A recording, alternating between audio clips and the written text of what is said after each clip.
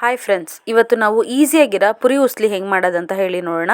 ಒಂದು ಪ್ಯಾಕೆಟಷ್ಟು ನಾನು ಪುರಿನ ತೊಗೊಂಡು ಈ ರೀತಿ ಪಾತ್ರೆಯಲ್ಲಿ ಹಾಕಿ ನೀರು ಹಾಕಿ ತೊಳೆದಿಟ್ಕೊಂಡಿದ್ದೀನಿ. ತೊಳೆದ್ಬಿಟ್ಟು ನೋಡಿ, ಈ ರೀತಿ ಹಿಂಡ್ಬಿಟ್ಟು ಇನ್ನೊಂದು ಪಾತ್ರೆಗೆ ಹಾಕ್ಕೊಳ್ತಾ ಇದ್ದೀನಿ. ನಾವು ನೆನೆಸಬಾರ್ದು. ನಾನು ಒಂದು ಪ್ಯಾಕೆಟಷ್ಟು ಕಡಲೆಪುರಿ ಹಾಕ್ಕೊಂಡಿದ್ದೀನಿ. ಈ ರೀತಿ ಹಿಂಡಿ ಇನ್ನೊಂದು ಪಾತ್ರೆಗೆ ಹಾಕ್ಕೊಂಡು ಈಗ ಸ್ಟವ್ ಆನ್ ಮಾಡಿ, ಸ್ಟವ್ ಮೇಲೆ ಒಂದು ಕಡಾಯಿ, 2 ಸ್ಪೂನಷ್ಟು ಎಣ್ಣೆ, ಸ್ವಲ್ಪ ಕಡಲೆಬೇಳೆ, ಸ್ವಲ್ಪ ಉದ್ದಿನಬೇಳೆ, ಕಡಲೆಕಾಯಿ ಬೀಜ ಇಷ್ಟನ್ನು ಹಾಕಿ ಚೆನ್ನಾಗಿ ಗೋಲ್ಡನ್ ಕಲರ್ ಬ್ರೌನ್ ಬರೋಷ್ಟು ನಾವು ಎಲ್ಲನೂ ಫ್ರೈ ಮಾಡ್ಕೊಳ್ಳೋಣ. ಕಡಲೆಬೇಳೆ, ಉದ್ದಿನಬೇಳೆ, ಕಡಲೆಕಾಯಿ ಬೀಜ ಇಷ್ಟನ್ನು ಫ್ರೈ ಮಾಡ್ಕೊಂಡು ಆಮೇಲೆ ಸ್ವಲ್ಪ ಕರಿಬೇವು ಆ್ಯಡ್ ಮಾಡ್ಕೊಳ್ಳಿ.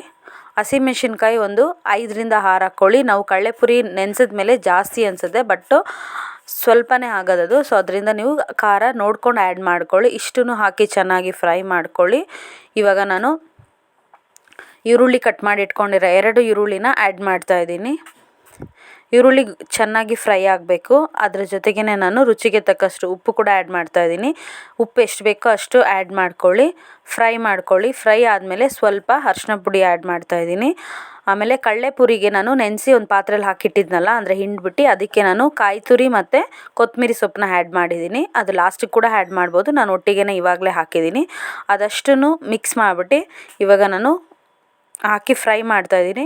ಒಂದು ಮಿಕ್ಸ್ ಮಾಡ್ಕೊಳ್ಳಿ. ಮಿಕ್ಸ್ ಮಾಡ್ಕೊಂಡಾದ್ಮೇಲೆ ಲಾಸ್ಟಿಗೆ ನಿಂಬೆಹಣ್ಣು ರಸ ಆ್ಯಡ್ ಮಾಡ್ಕೊಂಡು ಪ್ಲೇಟಿಗೆ ಸರ್ವ್ ಮಾಡ್ಕೊಳ್ಳಿ. ಕಾಯಿ ಚಟ್ನಿ ಜೊತೆಗೆ ತಿಂದು ನೋಡಿ.